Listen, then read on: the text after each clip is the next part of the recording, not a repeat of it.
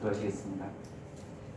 이 세상을 만드시고 다스리시는 하나님 아버지, 오늘도 복된 주일을 우리에게 허락하시고 아버지 하나님께 주의 자녀들이 함께 모여 예배드릴 수 있는 은혜를 주시니 감사를 드립니다. 찌는 듯한 더위가 기승을 부렸던 한여름을 지나 이제는 아침 저녁으로 선선한 바람도 느낄 수 있는 가을이 다가옵니다. 지난 여름 날씨의 어려움 속에서도 주님의 자녀들을 건강하게 지켜주신 것 감사드립니다. 우리가 지난 한 주간의 삶을 돌아보면 날씨의 변화는 알아차리고 계절의 바뀜은 인식하지만 하나님 아버지가 나와 함께 하시며 내 삶에 역사하고 계심은 민감하게 감지하지 못했음을 고백합니다. 저희의 학업과 저희의 연구와 저희가 가진 것과 저희의 욕심에 집중하느라 하나님께서 우리를 이끌어주고 계심을 깨닫지 못했습니다. 부끄러운 저희의 모습을 이 시간 예수 그리스도의 십자가 앞에 내려놓사오니 자비와 용서의 아버지 하나님, 저희를 용서하여 주시옵고 하나님 아버지의 자녀다운 삶을 매 순간 살아가는 저희가 될 수 있도록 은혜를 베풀어 주시옵소서. 아버지 하나님, 이제 2학기가 시작한 지 2주 정도 되었습니다. 긴 방학을 보내고 다시 바쁜 일상으로 복귀한 지체들도 많이 있고 또 방학부터 여전히 바쁜 삶을 살아가는 지체들도 있습니다. 우리의 삶 가운데서 우리를 돌보시는 하나님을 경험할 수 있게 하시며 주님께서 공급하시는 힘 가지고 이 한 학기 담대하게 승리하며 살아가게 하여 주시옵소서. 아버지 하나님, 우리 지스트 교회에 지난 8월부터 양승일 목사님을 이대 담임 목사로 후임케 하시니 감사와 영광을 올려드립니다. 양 목사님과 지체들이 함께 이곳 지스트에 품고 계신 하나님의 그 뜻을 잘 발견하게 하시며 그 뜻을 이루어드리는 겸손한 도구들이 될 수 있도록 인도하여 주시옵소서. 특별히 목사님께 영육간의 강건함을 허락하시어서 지스트 교회에서 열심으로 사역할 수 있도록 하시며 그 사역으로 인해 우리 공동체 안에 성장과 성숙이 또 기쁨과 감사가 넘쳐날 수 있도록 인도하여 주시옵소서. 또한 사모님도 목사님과 함께 이 사역을 잘 감당할 수 있는 지혜와 능력을 더하여 주시옵소서. 교회가 각 부서별로 성경을 공부하고 공동체가 함께 성경을 읽고 하나님을 알아가기 위해 노력하고 있습니다. 또한 선교와 구제, 찬양, 여러 사역들이 꾸준하게 이루어지고 있습니다. 특별히 아버지 하나님, 이 사역들 가운데 우리 선교사님을 위해 기도합니다. 태국에, 일본에, 네팔에 하나님께서 예정하신 대로 선교사님들 보내셔서 그곳에서 담대하게 주님의 일 감당하고 있는 가운데 있사오니 주의 어려움 가운데 더욱더 힘주시고 특별히 네팔의 전국에 어려움이 있습니다. 주여 조광주 선교사님, 김선미 선교사님 사역 가운데 아버지 하나님께서 보호하여 주시기만을 간절히 빌고나옵나이다. 아버지 하나님, 우리가 이 교회의 여러 사역들을 감당하는 데 있어서 더욱더 힘있게 이 일들 감당하게 하시고 앞에서 일하는 청지기들에게 은혜를 더하셔서 지치지 않게 하시며 때를 따라 돕는 은혜로 함께하여 주시옵소서. 교회에 여러 어려움 가진 지체들이 있습니다. 건강과 학업과 재정과 우리 인생의 모든 문제를 주 앞에 놓고 엎드리오니 긍휼을 베풀어 주시기를 간절히 빌고나옵나이다. 아버지 하나님, 이제 저희가 말씀을 듣습니다. 말씀 전하시는 목사님께 은혜 위에 은혜를 더하셔서 불송이보다 더 단 하나님 말씀의 의미가 우리 성도들에게 잘 전달될 수 있게 하여 주시옵소서. 특별히 듣는 자들에게 성령 하나님께서 함께 하시어 우리 모두 들을 귀 있는 자 되어 그 말씀 듣게 하시고 그 말씀이 내 삶을 비추는 거울이요 안내자임을 깨닫는 귀한 시간 되도록 인도하여 주시옵소서.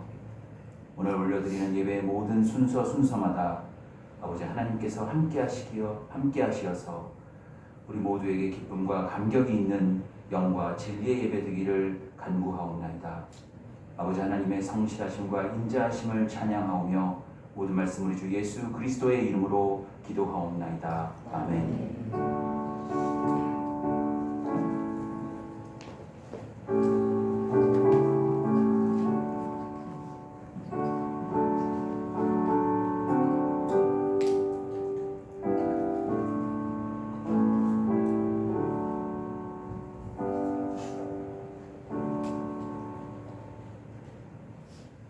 함께 성경 말씀 봉독하겠습니다.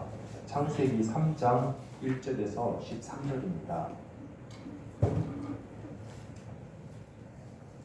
창세기 3장 1절부터 13절까지 교독을 하겠습니다. 그런데 뱀은 여호와 하나님이 지으신 들짐승 중에 가장 강교합니다. 뱀이 여자에게 물어 이르되 하나님이 참으로 너희에게 동산 모든 나무의 열매를 먹지 말라 하시더냐. 여자가 뱀에게 말하되 동산 나무의 열매를 우리가 먹을 수 있으나 동산 중앙에 있는 나무의 열매는 하나님의 말씀에 너희는 먹지도 말고 만지지도 말라 너희가 죽을까 하노라 하셨느니라. 뱀이 여자에게 이르되 너희가 결코 죽지 아니하리라. 너희가 그것을 먹는 날에는 너희 눈이 밝아져 하나님과 같이 되어 선악을 알 줄 하나님이 아심이니라. 여자가 그 나무를 본즉 먹음직도 하고 먹음직도 하고 지혜롭게 할 만큼 감스럽기도 한 나무인지라. 여자가 그 열매를 따먹고 자기와 함께 있는 남편에게 주매 또 먹은지라. 이에 그들의 눈이 밝아져 자기들이 벗은 줄을 알고 무화과 나무 잎을 엮어 치마로 삼았더라. 그들이 그날 바람이 불 때 동산에 거니시는 여호와 하나님의 소리를 듣고 아담과 그의 아내가 여호와 하나님의 낯을 피하여 동산 나무 사이에 숨은지라. 여호와 하나님이 아담을 부르시며 그에게 이르시되 네가 어디 있느냐. 이르되 내가 동산에서 하나님의 소리를 듣고 내가 벗었으므로 두려워하여 숨었나이다. 이르시되 누가 너의 벗었음을 내게 알렸느냐. 내가 네게 먹지 말라 명한 그 나무 열매를 내가 먹었느냐. 아담이 이르되 하나님이 주셔서 나와 함께 있게 하신 여자 그가 그 나무 열매를 내게 주므로 내가 먹었나이다. 같이 읽습니다. 여호와 하나님이 여자에게 이르시되 내가 어찌하여 이렇게 하였느냐. 여자가 이르되 뱀이 나를 뱀으로 내가 먹었나이다. 아멘. 사실 죄라는 거에 대해서 얘기하자 보면 듣는 사람들이 부담스럽습니다. 근데 이제 전하는 사람도 거의 비슷합니다. 굉장히 부담스럽고. 그래서 지난주, 오늘 아마 다음 주까지 죄에 대해서 이렇게 범죄한 장면에 대해서 설교하다 보니까 조금 힘든데 그래서 좀 기도를 많이 했어요. 하나님께서 좀 우리 마음을 좀 열어달라고. 여러분 그 하나님에 대한 믿음, 신뢰 이거 굉장히 중요합니다. 우리는 이걸 가볍게 여기기 쉽지만 사실 우리가 하나님을 불신하게 되면 그 다음에 바로 이어지는 건 이제 불순종이에요. 못 믿으면 순종할 수가 없습니다. 그래서 어둠을 선택하게 됩니다. 그래서 최초의 범죄도 그랬었고, 그다음에 지금 오늘날에 있는 모든 많은 죄들도 사실은 근본적으로는 하나님에 대한 불신에서 시작해요. 그래서 지난주 내용에서는 이제 사람이 선악과를 먹었습니다. 근데 정말 그 결과가 뱀이 말한 대로 돼버린 거예요.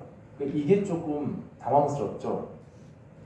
뱀의 말이 하나님처럼 된다. 그거 먹으면 선악을 알 거고 너 눈이 밝아질 거야. 이렇게 얘기를 했었는데 정말 먹자마자 바로 7절에서 눈이 밝아졌고요. 그리고 22절에 가면 하나님께서 뭐라 하시냐면 보라 이 사람이 선악을 아는데 우리 중 하나같이 되었다. 그러니까 정말 하나님처럼 눈 밝아졌고 선악을 알게 됐고. 근데 이 사실은 하나님께서 알려주신 게 아니라 뱀이 알려줬던 것이고요. 그러면은 뱀은 맞는 말만 했는데 왜 거짓의 아비일까? 뭐 사실 굳이 설명 안 드려도 여러분들 다 아시겠지만 지난주 설교가 너무 길었기 때문에 잘라서 하는 거죠. 그러니까 뱀이 이 속임이 그래서 절묘한 겁니다. 그럴듯해서. 그러니까 절대 어설픈 사기꾼이 아니라 정말 진리로 도금한 그런 탈을 쓴 그 거짓의 원조가 맞아요.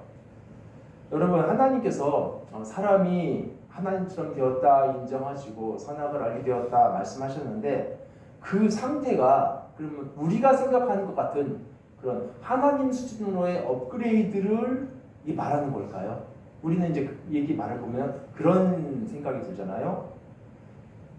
사람이 선악을 아는데 하나님처럼 되었다 이것은 사실 굉장히 축하받을 상황이 아니라 야 이제 어떻게 사람들 큰일 났다? 이런 굉장히 걱정스러운 상황입니다. 이제 그걸 말씀하신 거예요, 사실은. 비유하자면 이런 거예요. 여러분 남자하고 여자아이를 길러보니까 어릴 때부터 조금 성향이 다르더라고요.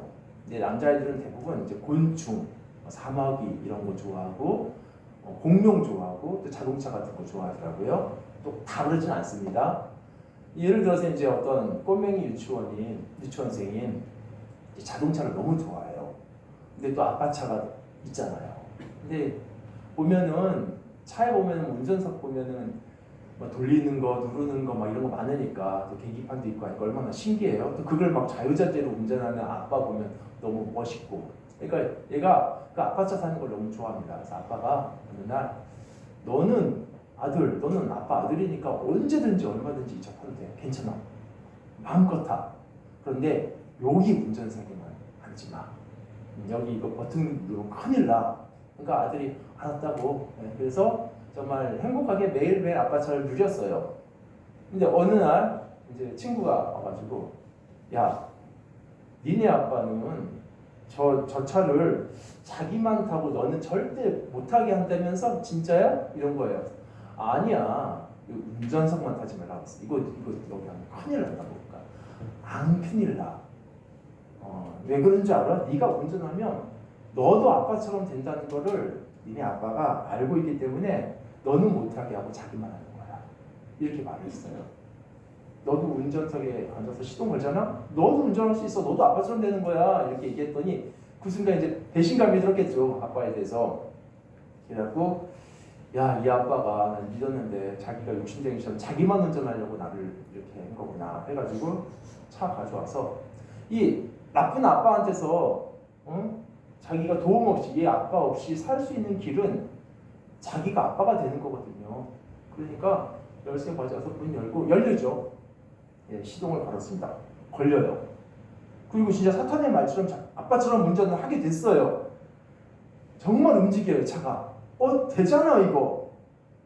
여러분 그래서 축하받을 일인가요 이게? 이거 아주 큰일 난 거잖아요.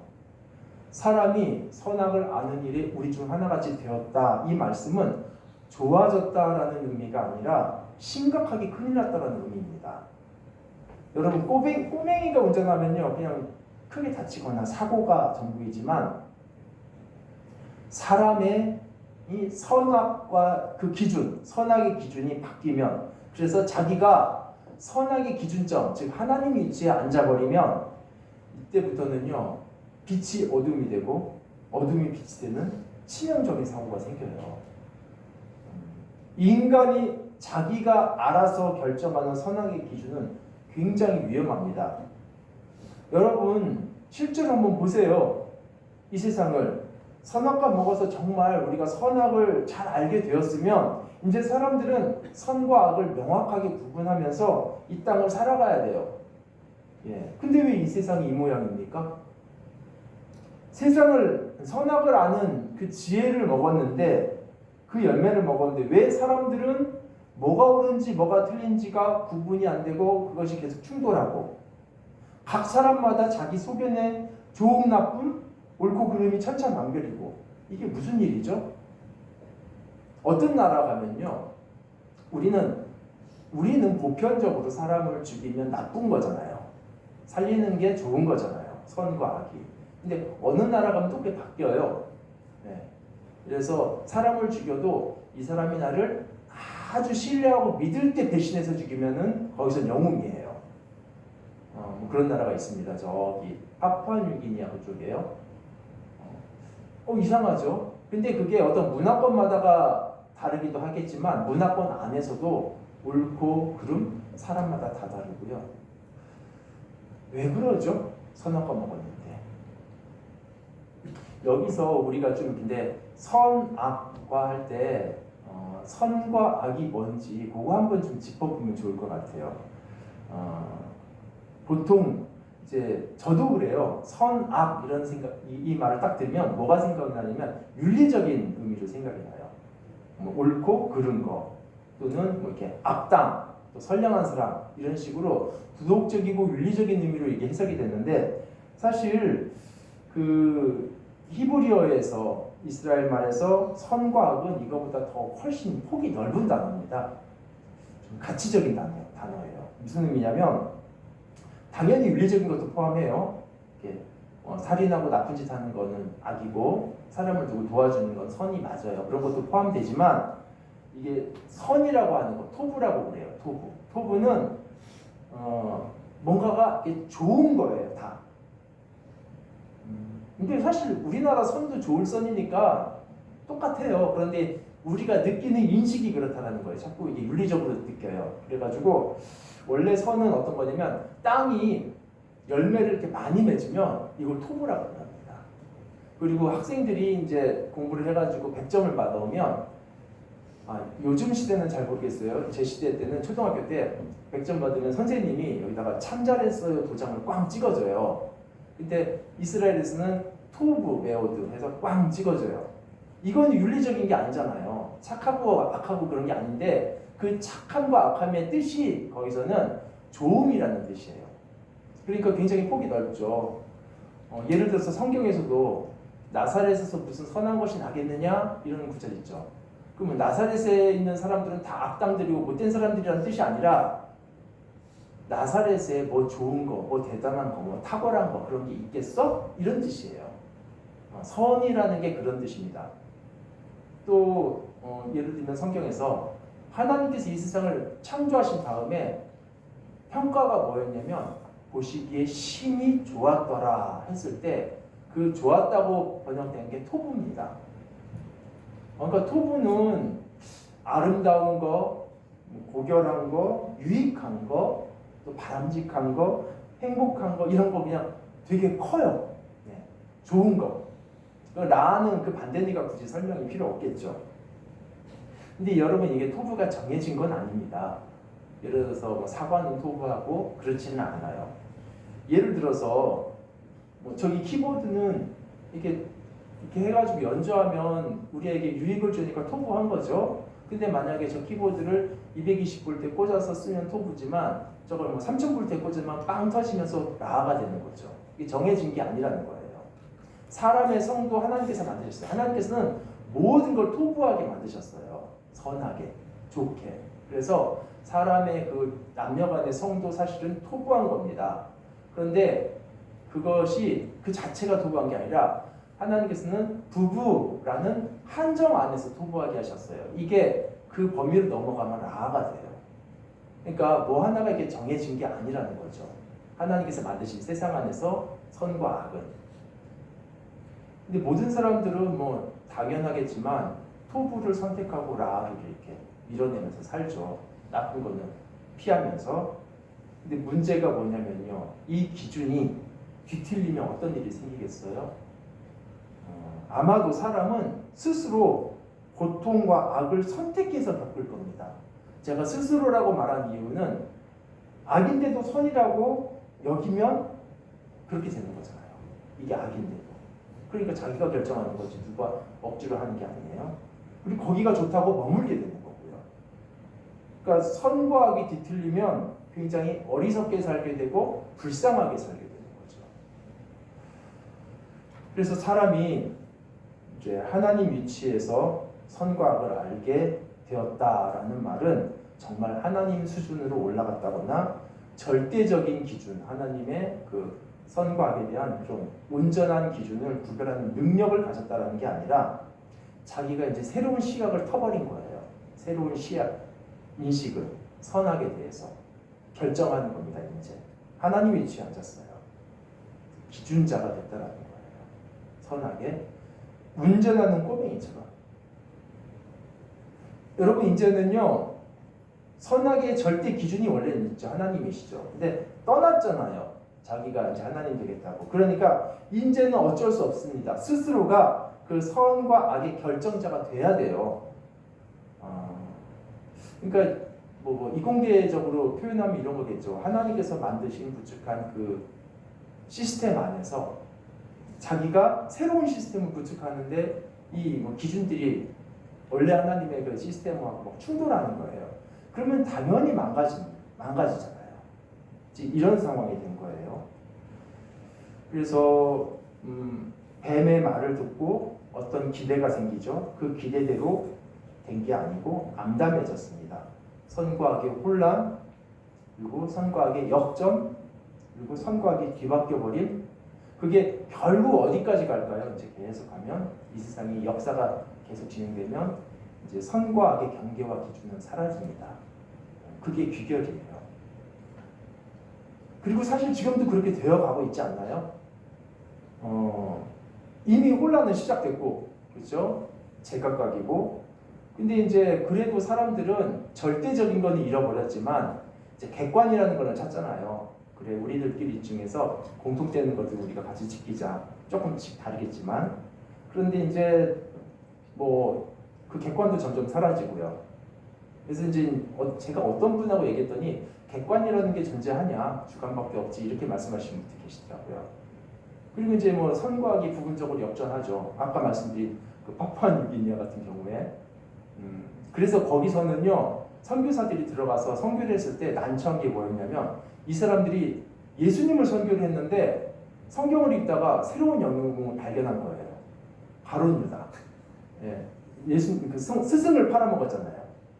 그 사람들은 누구나 이게 너무 대단한 영웅인 거예요. 또 뭐 이 시대에서 동성애 같은 경우도 사실은 역전이죠. 이디오피아에서는 제가 이제 학생 때 선교사님 지도를 받았는데 그분 말씀에 거기서 사역하시는 분인데 이디오피아의 어떤 시골 마을에서는 많이들 그런데 이게 당나귀하고 사람이 이렇게 좀 민망하지만 관계를 하는 거예요. 근데 이제 그것도 참 우리가 볼 때는 이상하지만 그 사람들 시각에서는 거기서도 또 성공하기도 나뉘어요. 자기네 거 당나귀랑 그러면은 아무 문제 없지만 다른 사람 당나귀랑 하면 그건 굉장히 큰 나쁜 짓인 거예요. 또 뭐 이상하죠? 그래서 선교사님이 그랬대요. 우리나라에서는 남자가 남자랑 그렇게 일을 그런다. 그랬더니 그 사람들 표정이 세상에 그런 사람들이 어딨냐고. 그러니까 이게 다른 거죠. 우리가 볼 때랑 그들이 볼 때랑 이게 혼란, 역전 이런 게 있고 심지어는 이게 옳다라고 되는 경우까지 있고. 그래서 객관도 사라지고 뭐 점점 이제는 그렇잖아요. 절대를 지워버렸는데 우리들 중에서 누가 옳아요? 옳은 사람은 없어요. 그러니까 사라질 수밖에 없어요. 그냥 너는 너고 나는 나고 이렇게. 여러분 어쨌든 사람이 선악과를 먹었다라는 것은 정말 하나님처럼 됐다. 잘 됐다. 뱀이 만들어 놓은 풍선은 그거였지만 실상을 들어가 보니까 그게 아니었던 거죠. 그러면 여기서 한번 조금만 더 들어가 볼게요. 사실 선악과를 먹으면서 하나님처럼 될 것을 기대했는데 그러면 하나님도 사실은 선악을 알고 계시거든요. 그럼 우리도 선악과 먹어서 선악을 알게 되는데 그러면 도대체 하나님처럼 왜 안 되고 뭐가 다른가? 그 부분을 좀 이렇게 말씀드리고 싶은데 요거는 신학자들 설명으로 이렇게 말씀드릴게요. 근데 이제 그분들 설명을 말 그대로 제가 옮기면 너무 딱딱하고요. 너무 어렵고 재미도 없습니다. 그래서 이제 제 말로 풀어서 설명을 드릴게요. 더 재미없으면 어떡하죠? 그러니까 이제 사람이 선악을 아는 일이 우리 중 하나같이 됐다. 이 말 안에는 사실 뭐 두 가지 사실이 있죠. 첫째는 하나님께서는 이미 선과 악에 대한 지식이 있으셨다는 거. 두 번째, 이제 사람이 선악과를 먹었기 때문에 사람도 선과 악의 지식을 가졌다는 거. 근데 이 두 개가 같은 말 같은데 방식은 전혀 다릅니다. 먼저 하나님께서는 선악을 아시는 거에 대해서 보면요. 사실 그냥 우리식으로 보면 하나님은 악을 절대 아실 수가 없어요. 왜냐하면 완전한 선이시기 때문에 악을 경험하지 않고 악을 아실 수가 없다는 거예요. 우리식으로 본다면 뭐 선, 악 그러면 좀 추상적이니까 이거를 좀 눈에 보이는 빛, 어두움으로 좀 바꿔서 설명을 해볼게요. 비유해서 하나님을 완전한 빛이라고 해봅시다. 완전한 빛이라고. 자, 이게 빛이 있으면요 어둠이 사라집니다. 어둠은 사실은 실제는 하지만 실체가 아니기 때문에 어둠은 사라져요. 그런데 빛이 있으면 어둠이 사라져도 막 여기저기 찾아보면은 뭐 구석이라든가 빛이 살짝 안 닿는 부분이라든가 어둠은 남아 있어요. 그런데 어둠이 전혀 없는 곳이 있죠. 빛 자체, 빛의 원천. 거기에 있는 어둠이 이만큼도 있을 수가 없어요. 왜냐하면 빛이 생기는 순간 어둠이 사라지는 거니까. 하나님이 그런 완전한 빛의 원천 이렇게 생각해 보면요. 하나님에게는 어두움이 전혀 없기 때문에 어둠을 경험하는 게 불가능합니다. 하나님께서 죄를 막 참으시는 게 아니에요. 그분이 완전한 빛이시기 때문에 어두움 자체가 불가능해요. 모순이에요. 그래서 그런데도 하나님은 선을 아시고 악을 아셔요. 빛을 아시고 어둠을 아셔요. 왜냐하면 그것은 경험에 의한 것이 아니라 하나님의 전지하심에 근거한 겁니다. 전지하심의 기인에서. 그러니까 그리고 그 악에 대해서 그냥 경험적인 안 정도가 아니라 본질적인 알미예요. 전지하심에 기인하기 때문에. 이 전지하심은 그냥 이 세상의 모든 정보를 다 갖고 있다라는 정보의 총량을 안다라는 그런 전지가 아니라 다 안다 이게 아니라 그 알미 본질적이고 초월적이라는 전지거든요. 그런 식으로 하나님께서는 본인은 완전한 빛이시고 선이시고 그리고 악과 어두움을 전혀 경험하지 않음에도 불구하고 거기에 참여하지 않음에도 불구하고 그것을 본질적으로 선과 악을 아셔요. 이런 방식으로. 자, 그런데 사람의 경우는 조금 다르죠. 사람은 뭐 전지하지도 못할 뿐더러 그리고 완전한 하나님처럼 선 자체도 아니에요. 단지 선하신 하나님의 형상으로 창조되었고 그리고 선하신 하나님을 전제하기 때문에 선한 존재이고 악을 경험하지 않습니다. 사람도 악을 경험하지 않아요. 그래서 그가 악을 알 수가 없어요. 그래서 선악과를 먹기 이전에는 사람은 악을 알지 못했어요. 오직 선하신 하나님 안에 그 빛 안에만 있었기 때문에 어둠을 경험해 본 적이 없기 때문에. 그러면 악은 모른다 쳐요. 그러면은 자기가 풍성한 선 안에 살고 있으니까 선은 알겠네요. 아닙니다. 선도 몰라요. 왜 그러냐면 만약에 물속의 물고기가 물 밖을 한 번도 안 나오고 거기에만 계속 있었다면 물고기가 물이라는 걸 알 수 있을까요? 자기가 살고 있는데도 불구하고. 제가 남자잖아요. 근데 남자라고 해도 만약에 여자라는 존재가 이 세상에 한 명도 없고 또 뭐 어떤 여러 생물들에서도 뭐 짐승들에게서도 피메일이 전혀 없다면 여자라는 개념을 모른다면 그렇다면 우리한테 남자라는 개념이 있을까요? 그냥 사람이라는 단어는 존재해도 남자라는 개념은 없습니다. 내 자신이 남자라는 실체라 해도 불구하고 여자라는 존재를 보기 전까지 남자라는 개념을 알 수가 없어요. 마찬가지로 온전한 선 안에 있는 그 아담도 선과 대별되는 악을 모르기 때문에 정작 자신이 몸담고 있는 선의 개념도 알 수가 없어요. 그냥 선을 누리고만 있을 뿐이지. 이게 선이 없어서 그런 게 아니에요. 좋음이 없어서 그런 게 아니라 전부 다 좋음이기 때문에 그런 겁니다. 그런데 이제 창세기 3장에서 사람이 선악과를 먹음으로 이제 선을 등지고 처음으로 하나님을 배신하고 악을 경험한 순간 드디어 악도 알게 되었고 그리고 동시에 자기가 누렸던 선이 뭔지도 그때 알게 됩니다. 그래서 선과 악에 대한 지식이 그때 생긴 거예요. 그 이전에는 선에 대해서 누림이 없고 선도 몰랐고 그게 아니라 오히려 그 이전에는 아담은 선에 대한 기준으로 풍성하게 살아가고 있었습니다. 그러니까 사람과 하나님의 여러 차이 중에 하나는 그 아까 말씀드린 대로요. 하나님은 빛 자체이기 때문에 어둠이 공존할 수가 없어요. 그런데 사람은 빛 자체가 아니기 때문에 비침을 받아서 밝은 존재이기 때문에 그 빛 안에 머물면 어둠이 없겠지만 만약에 그 빛의 원천만 떠난다면 어둠이 가능합니다. 그래서 사람은 죄 짓는 게 가능해요. 빛을 하나님을 배신하면 되는 거거든요. 아무리 밝은 빛이 있어도 내가 이 빛을 등져버리거나 그러면 악을 경험할 수 있는 것이고요. 아무리 태양이 막 나와 너무 가까이 있고 막 나를 비춘다고 해도 내가 손으로 가려버리거나 아니면 너무 커서 안 가려주면 내 눈을 가려버리거나 그러면 되죠. 그 태양은 여전히 빛나고 있고 온 세상을 막 찬란한 빛으로 가득 채우고 있어도 나에게는 어둠만 남는 세상이 되는 거예요. 얼마든지. 바로 하나님께서 선악과를 이렇게 하나님을 떠나서 선악과를 먹는 순간 이렇게 스스로가 등진 겁니다. 예, 이렇게 눈을 가린 것이고. 그래서 제가 여러분께 하고 싶은 말은요.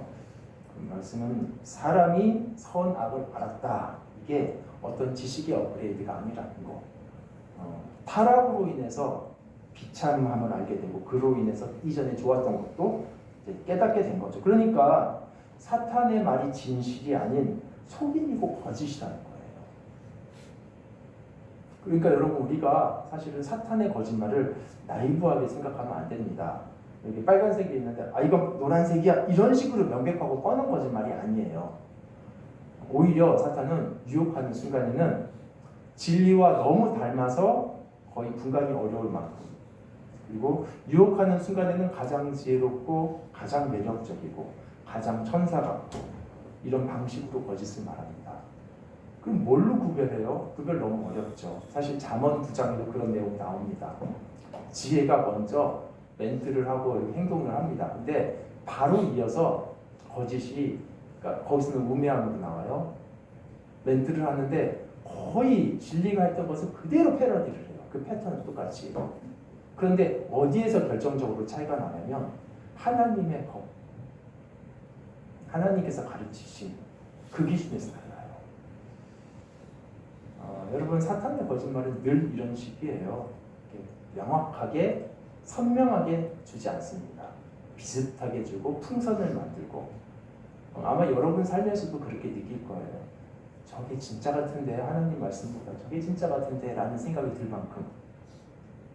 여러분 그 마약을 한 번도 경험해보지 않은 나라에서, 그런 나라가 뭐 있진 않겠지만 누가 가가지고 이 약을 먹으면 여러분은 행복한 환상을 보게 될 겁니다. 맞는 말이죠. 지금의 삶의 고통을 잊을 만큼 이 약은 여러분 즐겁게 해줄 겁니다.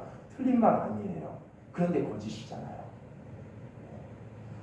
뭐 몇몇 사람들이 그 거짓에 속아가지고 마약을 먹었어요. 그리고 진짜 환상을 봤어요. 막 웃어요. 마약을 먹고 현실의 고통을 잊고 막 행복하고 웃고 있는 이 상황이 와 잘됐다 이렇게 축하해줄 상황이 아니라 이제 저 사람들 어떡하니라고 걱정해야 될 상황이잖아요. 사람이 선악을 아는 일에 우리 중 하나같이 되었다. 이 22절이 바로 하나님의 그 큰 걱정입니다. 여러분 그 정리하면 사람은 선악과를 먹기 전에는 옳고 그름을 구분하지 못하다가 먹어서 드디어 옳고 그름의 지식을 생겼다라는 것이 아니라 범죄 이전에는 아담은 오직 옳은 기준으로만 살 수 있었습니다. 전적으로 하나님에 의존되었기 때문에. 그래서 하나님의 렌즈로 보고 하나님의 판단에 부합한 하나님의 형상으로서 살아갔고 그 기준으로. 그래서 선악과를 먹어서 선악을 알게 됐다 이 말은 드디어 옳고 그름은 분별하게 됐다 그 말이 아니라 오히려 선한 기준으로 살아가던 그 능력이 망가졌다 이겁니다. 그리고 여러분 그리고 이제 뱀이 그것만 얘기한 게 아니었죠. 7절을 보시면 선악과 먹으면 눈이 밝아진다고 했는데 그 7절에 정말 그렇게 됐어요. 5절에서 그렇게 말했죠. 너희 눈이 밝아질 것이다. 하나님처럼 될 것이다. 여러분 그러면 이제 아담이 선악과를 먹었습니다. 그럼 이제 스스로를 보면 뭐가 보여야 되죠? 영광스러운 하나님이 보여야 돼요. 그 말대로라면 하나님처럼 됐잖아요. 그러니까 이제 영광스러운 모습이 보여야 되는데 이상하죠? 부끄러워요. 이게 뭔가 크게 속은 것 같은데 이게 뭔지는 정확하지 않지만 속았어요. 어쨌든 하나님이 보여야 돼요. 눈 떠져서. 근데 왜 부끄러운 자신이 보이죠? 저는 과거에 이 본문을 어떻게 이해했냐면 사람은 원래 수치스럽게 만들어졌는데 그동안은 이게 눈이 가려져서 몰랐다가 이제 선악과 먹고 나서 눈이 떠져서 그제서야 자기의 수치스러운 것을 이제 깨닫게 됐다. 이렇게 이해를 했었습니다. 그런데 사실 이 부분은 여기 본문에서는 많은 말을 하지 않기 때문에 본문만으로 설명하기는 어렵지만 성경 전체에서 사람에 대해서 인간에 대해서 맥락을 고려하면요, 사실은 사람은 원래 수치스럽게 창조된 게 아니에요. 영광스럽게 창조됐습니다. 영광과 존귀로 하나님의 형상으로 창조되었다고요. 그러니까 이게 창조할 때 딱 만들어 놓으니까 아유 얘 안 되겠다, 뭘 가려야 되겠다, 이렇게, 아니면 눈을 멀게 해야 되겠다, 이런 게 필요하지 않고 뭘 가려야 되는 부끄러운 존재가 아니라는 겁니다. 그냥 그 자체로 영광스럽고 아름다워요. 그래서 창세기 2장, 범죄하기 전이죠. 벗었으나 부끄러워하지 않았다 하죠. 사실 이게 정상인 거예요. 부끄러울 필요가 없는 거고. 우리는 이미 이 시대는 이미 옷을 입고 사는 게 기본이잖아요. 그래서 그냥 옷이 없는 상태, 몸 자체로만 있는 상태가 약간 이상하게 느껴지고 빨리 옷을 입은 게 정상 상태로 다시 돌아온 것처럼 이상하게 느낌이 그래요. 그래서 내 존재를 뭔가 옷을 입은 상태로 나를 이해하고 옷이 있는 게 디폴트라고 생각을 하는 거예요. 그리고 옷이 없는 것은 이제 벗은 상태라고 좀 다른 상태를 생각을 합니다. 그래서 가려져야 되는 거라고. 맞아요. 지금은 그렇게 생각하는 게 맞습니다. 그런데 원래는 그렇지 않았다라는 거예요. 3장 전에는 사람은 창조된 다음에 뭘로 가렸어야 되는 그런 이상한 존재가 아니고, 만약에 그런 존재였다면 하나님께서 뭔가를 입히셔서 창조를 하셨겠죠. 껍질을 만드시든지 몸을 만드시든지. 디폴트 값이 몸 그 자체입니다. 그게 영광스럽고 하나님의 형상이고, 오히려 나중에 어떤 이유가 생겨가지고 옷으로 몸을 덮는 그 형태가 사실 이상한 거죠.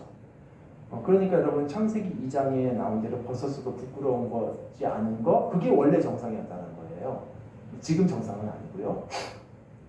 근데 여러분 선악과를 먹고 눈이 열렸습니다. 이제 본문에는 눈이 밝아졌다 나오지만 사실 원문은 그냥 눈이 이게 시야가 탁 열린 거예요. 인식이 탁 열린 겁니다.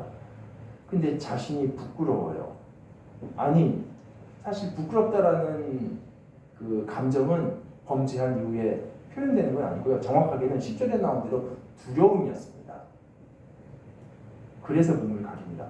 이것도 뭔가 속은 거예요. 그렇죠? 그럼 둘 중에 하나겠죠. 원래 그 영광스러운 몸이 변했던지 영광을 잃어버렸던지, 아니면 새롭게 열린 그 시각, 사실은 이것은 하나님을 떠나서 인간 스스로의 시각이거든요. 하나님을 떠난 결과로 그 시각이 왜곡되는 시각이든지, 아니면 둘 다든지. 제가 볼 땐 둘 다인 것 같은데요. 아마도 둘 다인 것 같습니다. 아까 말씀드린 대로 하나님의 형상인 사람은 뭘 가릴 필요가 없어요. 영광스러워요. 굳이 옷이 필요 있었다면, 이거는 이제 C.S. 루이스가 한 말이긴 해요. 옷을 벗었지만 옷이 있는 것 같이 느껴지는 이유는 그것이 하나님의 존귀와 영광을 감싸고 있기 때문이다 라고 그런 사람이 그렇게 표현을 했더라고요. 어쨌든 그 하나님을 떠나니까 그 영광도 사라지는 것이고요. 그리고 우리의 인식도 바뀌는 것이고요. 그래서 두려움이 생깁니다. 여러분 참 기막히지 않아요? 이제 어려운 말 안 할게요. 이제 제가 너무 좀 어려운 말을 학자보다 더 어렵게 해서 죄송하고, 자, 이미 사람은 하나님의 형상이었는데 하나님처럼 되겠다고 선악과 먹었습니다. 그래서 결과가 수치스러운 모습이 됐어요. 역설이에요. 이미 충만한 좋음의 지식 안에 거하던 그 사람이 선악의 지식을 갖겠다고 선악과를 먹었습니다. 그래서 선악이 뒤섞이는 혼동을 만들고 그 안에서 고통받아요. 그리고 하나님의 시각과 해석으로 세상을 보던 아담은 선악과를 먹어서 눈이 열렸어요. 시각이 열렸어요. 그래서 왜곡된 자신을 보게 되고 하나님 없는 왜곡된 인식을 갖게 됩니다. 성경은 이것을 두고 미련한 마음이 어두워졌다 그렇게 얘기를 해요. 이게 참 역설인 거예요.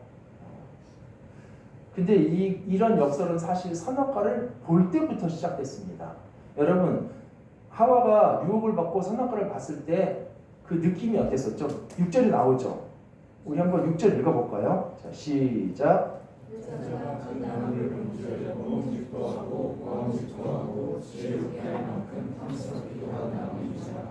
여자가 그 열매를 따먹고 그 가운데 있는 남편에게 주시매 그도 먹은지라. 예. 6절에서 그 열매가 딱 유혹을 받고 보니까 보암직도 하고 먹음직도 했다고 나오죠. 너무 탐스러웠어요. 어떻게 이 쪽을 하나님께서 막으셨나?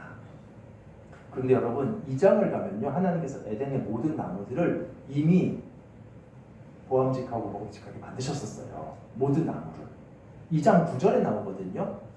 2장 9절도 한번 읽어봅시다. 자, 시작. 여호와 하나님이 그 땅에서 보기에 아름답고 먹기에 좋은 나무가 나게 하시니 동산 가운데에는 생명나무와 선악을 알게 하는 나무도 있더라. 사람은 온갖 보암직, 먹음직한 나무들 틈에 살고 있으면서도 탐욕의 눈으로 볼 때 오직 그것만 그렇게 보이는 거예요. 하나님께서 주신 수많은 선물들의 눈이 감겨버리고 오직 그 대상에만 눈이 멀어버립니다. 이게 거짓 환상이죠. 우리가 누리고 있는 것들이 버젓이 있는데 이 모든 것들을 하나도 누리지 못하게 하는 그 유혹이 그래서 어리석게 만듭니다. 혹시 여러분의 삶에서는 이런 환상이 없나요? 기대하는 그 하나에 초점이 딱 모아져가지고 다른 것들의 좋음을 보지 못하고 누리지 못하게 하는, 그래서 모든 시간을 거기에 허비하게 하고, 여러분 그래서 하나님께서 여러분에게 주신 선물들이 굉장히 많은데 그걸 보세요. 많은 남자들, 많은 여자들도 이런 유혹에 빠집니다. 저 여인만 있으면 저 여인이 최고인데 라고 하는 환상에 빠지는 순간 정작 하나님께서 내 옆에 두신 그 귀한 선물인 남편, 아내, 그 소중함에는 눈이 감겨버려요. 자기에게 주신 선물의 아름다움과 귀한 부분을 못 보게 됩니다. 여러분 끝으로 한 가지만 나누고 마치겠습니다. 지난 주일날 말씀드렸던 것처럼 많은 사람들이 비참에 대해서 왜 사람은 하나님을 배신하고 선악과를 따먹었을까? 그렇게 사실 아쉬워하기보다는 많은 사람들은 왜 하나님께서 쓸데없이 선악과를 만드셔가지고 이런 일을 만들었을까? 이렇게 원망을 하거든요. 저도 그랬습니다. 저도 이렇게 원망했었어요. 근데 우리가 이렇게 원망하고 질문한 데는 어떤 전제가 있더라고요. 뭐냐면 선악과는 안 먹으면 본전인데 먹으면 손해다 이거예요. 그러니까 마치 폭탄 같은 거죠. 뭐 폭탄이 옆에 있다고 뭐 좋은 거 있어요? 득 없죠. 그런데 만약 잘못 건드리면 끝장나잖아요. 없어야 좋은 거. 그러니까 하나님 이런 없어야 좋은 걸 왜 만드셨어요? 라는 질문이 나오는 거죠. 근데 선악과는 이 폭탄 같은 게 아닙니다. 선악과는 하나님께서 이걸 만드시고 우리에게 먹지 말라라는 이 언약을 맺으신 거는요. 그냥 우리의 생명을 위해서 그렇게 하신 거예요. 득이 있다라는 거예요. 선악과가 있기 때문에. 무슨 말씀이냐면 자꾸 반복되는 말씀일 수 있지만 사람이 하나님의 형상일 뿐이지 하나님 자신은 아니라고 했잖아요. 그러니까 사람은 스스로 영생하는 게 아니에요. 하나님께 의존된 상태에서만 영생을 합니다. 만약에 스스로 영생하면 하나님이죠. 즉 사람의 생명은 하나님께 의존됨, 하나님께 순종함, 하나님 안에 있음, 이런 전제 안에서만 영생을 합니다. 그러니까 여러분 그 순종과 그 하나님을 의존함을 가능하게 하는 게 뭐냐면 바로 선악과예요. 만약에 선악과가 없었다 그러면 어떤 결과가 나오나요? 사람은 당연히 선악과 못 따먹었겠죠. 불순종도 없었겠죠. 그렇죠? 네. 그런데 중요한 것은 선악과가 없었다면 하나님께 순종하는 것도 불가능해요. 그러니까 하나님을 의존함 자체가 불가능합니다. 하나님의 명령이 없었다면 불순종도 불가능하지만 순종도 불가능하다고요. 우리의 생명이 하나님께 의존되어 있기 때문에 순종을 통해서 하나님 안에 머물러야 되는데 뭐 그러려면 하나님께서 어떤 명령을 주셔야 순종할 수 있겠죠. 또 그리고 그 명령은 불순종이 가능해야 됩니다. 만약에 하나님께서 너 절대 목성에는 가지마 아담에게 그러셨다면 아담은 절대 불순종 못해요. 그런데 그걸 순종이라고 말할 수 없어요. 순종은 불순종이 가능한 상태에서 순종이 가능해집니다. 그런 면에서 어떤 분들은 왜 하나님께서 우리에게 자유의지를 주셔가지고 죄를 짓게 하셨냐 이건데, 이 말도 사실은 같은 말이긴 하죠. 자유의지가 없는 로봇이 명령에 따르는 것은 순종이 아니잖아요. 더구나 자유의지가 없다면 이미 하나님의 형상이 아닙니다. 그건 그냥 다른 존재를 만드신 거지 하나님의 형상을 만드신 게 아니에요. 사람들은 참 어떻게 보면 하나님으로부터 독립해서 자율권을 갖겠다. 사실 하나님 우리 굉장히 자유롭게 하신데도 불구하고 그런 말을 하는데 정작 선악과 앞에서만 로봇이 되고 싶어 해요.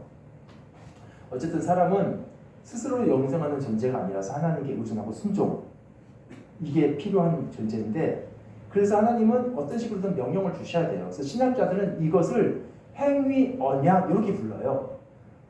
하나님께 순종함으로 언약 안에 머무는 자체가 사람을 살게 합니다.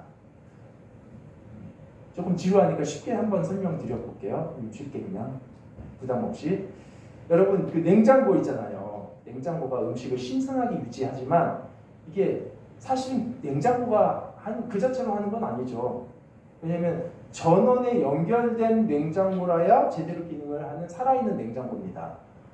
근데 그렇게 유지되려면 플러그를 절대로 콘센트에서 뽑아내지 말아야 돼요. 뽑아내는 순간 끝이고 꽂아둔 채로 계속 두면 살아있어요. 자, 선악과를 왜 만드셨어요? 선악과 없었으면 사람이 따먹지 않았을 텐데 라는 말은 왜 전원 콘센트를 만들었어요? 그거 없었으면 뽑아내는 실수도 안 했을 텐데 라는 말하고 똑같은 거예요. 전원이 없으면 뽑아낼 수도 없지만 꽂는 것도 불가능하잖아요. 꽂아진 상태도. 선악과가 없으면 불순종도 불가능하죠. 순종이 불가능하다고요. 근데 이게 돼야 되는 거예요. 우리의 영생은. 정리하면 선악과를 안 먹었으면 사람은 죽지 않았을 텐데 라는 원망은요, 그냥 사람을 원래부터 스스로 영생할 수 있는 존재라고 생각했기 때문에 그런 겁니다. 네, 그런데 맞아요. 맞는데 이게 하나님이 전제된 상태에서 그렇다는 거예요. 사실 하나님께서는 우리에게 언약을 주실 때 그 언약, 행위 언약을 주실 때 굉장히 쉬운 방식으로 주신 거예요. 만약에 하나님께서 매일 하나씩 따먹으라 그랬으면 우리는 매일 하나씩 따먹음으로 순종하게 돼요. 순종을 유지하게 돼요. 근데 하나님께서는 먹지 말라라고 하셨기 때문에 이걸 일부러 따먹지만 않으면 그냥 가만히만 있으면 그 모든 순간이 순종하는 순간이에요. 늘 순종이에요. 이런 방식으로 하나님께서 우리를 명령을 하셨거든요. 그래서 여러분 제가 말씀드리고 싶은 것은 하나님께서는 나쁜 것을 우리에게 주시지 않았습니다. 우리가 나쁘게는 사용할 수 있지만 하나님께서는 우리에게 늘 좋은 것을 주세요. 우리를 위해서 주신다고. 선악과조차도 그 중에 하나입니다. 소유리 문답에서도 그렇게 얘기해요. 여러분 그 소유리 문답이 뭐냐면 기독교 교리를 쉽게 가르치려는 Q&A예요. 그래서 아마 여러분 세례 받을 때 미리 공부했던 게 아마 이 소유리 문답일 텐데요. 그 12번이 선악과에 대한 Q&A입니다.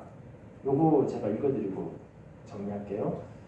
뭐냐면 질문이 이거예요. 사람이 창조함을 받은 본 지위에 있을 때에 하나님께서 그를 향하여 섭리하시는 중에 무슨 특별한 작정을 하셨는가? 말은 되게 어렵지만 대답이 이겁니다. 하나님께서 사람을 창조하신 후에 완전히 순복하는 것을 조건으로 삼아 생명의 언약을 맺고 선악을 분별하는 나무의 실과를 먹는 것을 사망의 벌로서 금하셨다. 이게 선악과에 대해서 말하는 건데 선악과에 대해서 죽음의 언약이라고 말하지 않고 생명의 언약이라고 말하고 있어요. 선악과를 먹지 않는 방식으로 생명을 누리는 것이 선악과를 주신 목적이기 때문에.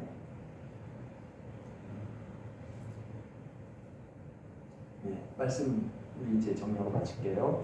오늘 나눈 말씀은 이제 선악과를 먹은 결과입니다. 아담이 크게 속았어요.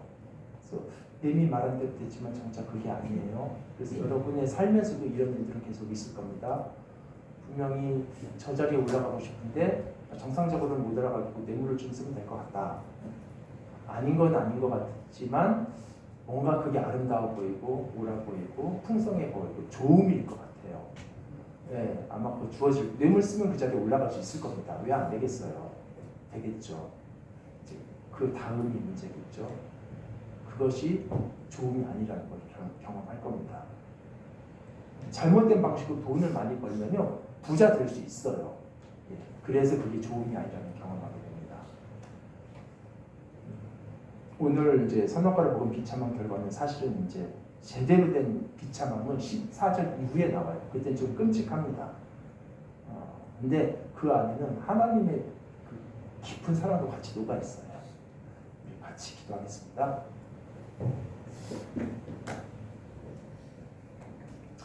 귀하신 하나님 아버지,